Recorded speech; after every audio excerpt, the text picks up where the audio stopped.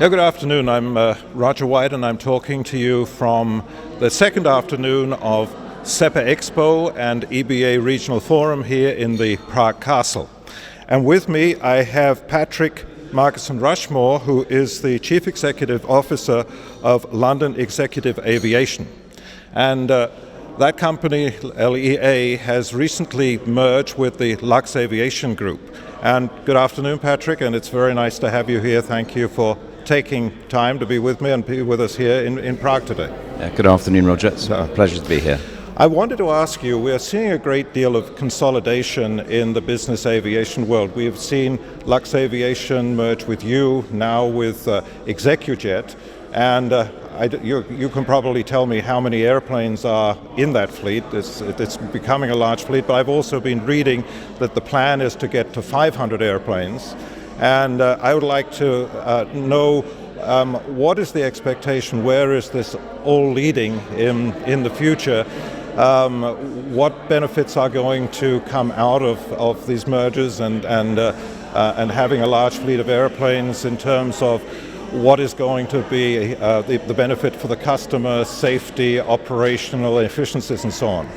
Okay, I mean, consolidation is an interesting issue that's been going around now for the last 3 or 4 years.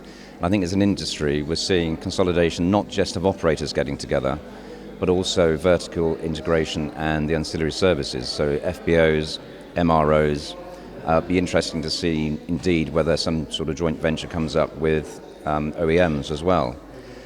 As regards LEA and Lux Aviation, Lux Aviation's has completed its expansion really over the last 36, 48 months, and we've seen 6 or 7 companies acquiring.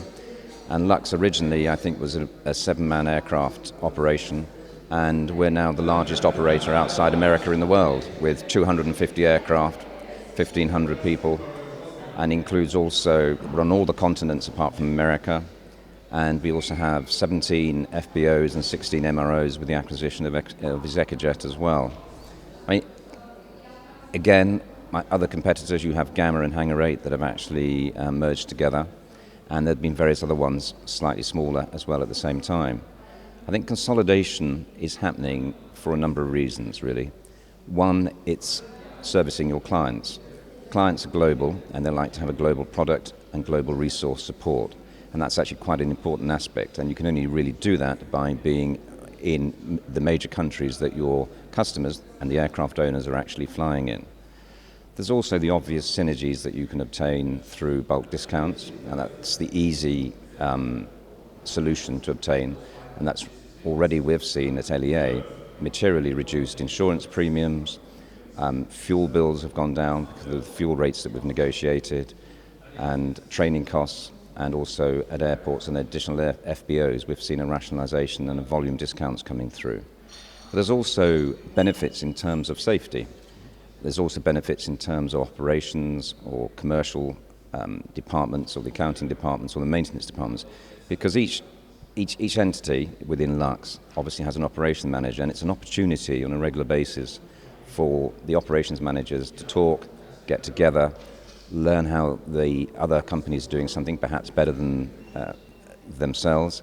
And so it's an opportunity to learn and increase the resource availability that's actually around. I think we will see more companies consolidating going forward in the future. So you think you'll see increases in efficiency, there'll be cost savings, probably a difference over time in culture, which will lead to better safety, not better safety, but it's enhanced safety. Yeah, safety I mean, culture. I think there'll be better safety culture because you can always improve safety. No one is perfect, and the aim is obviously to become better and better as you go along. Culture, though, is quite important for us at Lux. One of the key criteria is for each local entity to retain its local feel, local culture, the local people, because we have to recognise that although it's a global business, that the French, the English, the Germans, the Australians, the Far East, etc., we all are actually different in our own way, and that has to be respected. And so you will have, in these teams, they will have the go-to people for the customers, people who've built the relationships, the trust bases, and so on. Yeah, I mean, it's a fundamental tenet, I think, of our industry, that it's a people business. we're not selling a bunch of products that people go to the shelf and take. You need to have the right high-level contact with the aircraft owners, the right high-level contact with those people that provide the charter business as well. It's very much a people business. How do you see the business developing here in Central and Eastern Europe, and do you have any plans to expand in this direction that you could share with us? Lux has an aim, a goal of having around 500 aircraft. Now, we're currently 250 aircraft, so we're going to double in size. The reality is, are we going to do that from purely organic growth? Clearly, the answer is no. So one has to identify and take advantage of opportunities in key areas that we're currently not in. We're not in the Far East, particularly at the moment. We have a few aircraft there, and we are expanding there. And I think we'll see China being involved. We'll see going into India as well. And also talking to and seeing other firms that perhaps want to consolidate themselves as well. And here in Eastern Europe, we've seen some growth in the last few years. There are a few markets that have double-digit airplanes, and some which are still very developmental. Do you think this area will continue to grow and prosper for business aviation? Yeah, I think Eastern Europe, the CIS countries and Russia, I think we've seen massive spurt growth over the years, and perhaps a little bit what appears to be stagnation, but the stagnation is as well in Western Europe at the moment. But I think things will change as the infrastructure, as the people become more aware of the benefits of private aviation or business jets, then I think we'll see the region expand quite dramatically. What do you think of CEPA? This is not your first time. You've been here many times before, and here we are again, and this time still in the Prague Castle, but a new venue. What are your impressions of the last 2 days? CEPA, it's my third visit actually. I came to the first two. I missed the next one because of the volcanic ash, you remember, a few years ago. And this year, like the first 2 years, it hasn't lost any of its innovation. It hasn't actually lost, it hasn't become dry, and that's really good to see. And I think that's because it's an excellent venue for networking and meeting people, and organised by Dagmar, who's a larger-than-life character, really good girl. And she ensures that we have a good time and enjoy ourselves. A lovely setting here at Prague Castle. And also the topics over the 2 days is excellent.